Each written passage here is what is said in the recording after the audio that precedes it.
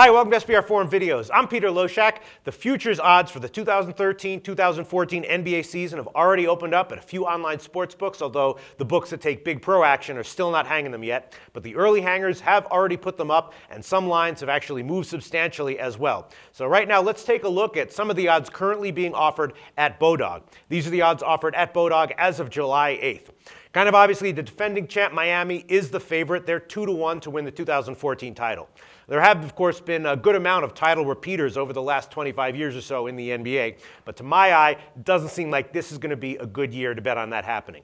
Wade and Bosch were iffy at times, of course, during last year's playoffs, and if anyone gets injured or loses a step, I'm not sure you'd want to have Miami at just 2-1 to have to win the whole thing.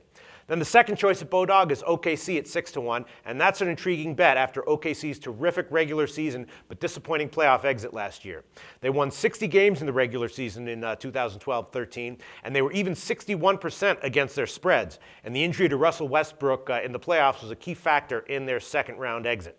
So they're clearly primed for another great year and possibly another year of betting value. But OKC's main competition in the West could now come from Houston, now the third choice at 9-1 after acquiring Dwight Howard. Houston had been about 20-1 before getting Howard. That's a lot of respect to give to one player, chopping their futures odds by more than half, but maybe it's warranted. Then there's 6 teams with odds between 10-1 and 20-1, and of those, there have been some huge early moves. Brooklyn was 40-1 at Bodog 2 weeks ago, but they're now listed at just 14-1, the 7th shortest odds in all the NBA.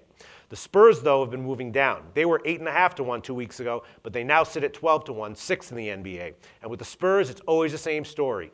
People label them as old at the beginning of the year, but they always come out each year with an efficient, effective machine that wins. Then Chicago also took a move down from 7.5-1 to 11-1, and that's a little curious to me in light of how much they were affected by injuries last year, and they'll presumably be a lot healthier this year with their talent-stacked roster. And the Clippers and Golden State both took significant jumps up. The Clippers were 18-1, and they're now 10-1, and Golden State was 25-1, and they are now 16-1. And the market may not anymore be grossly overvaluing the Lakers, if Bodog's futures odds are any indication. The Lakers are 40-1, tied with Dallas and Denver for 12th place. Then the longest odds on the board are Orlando, Philly, and Phoenix, all at 300-1. And those odds might still be way too short, as they still give each of them about 1/3% chance to win the title.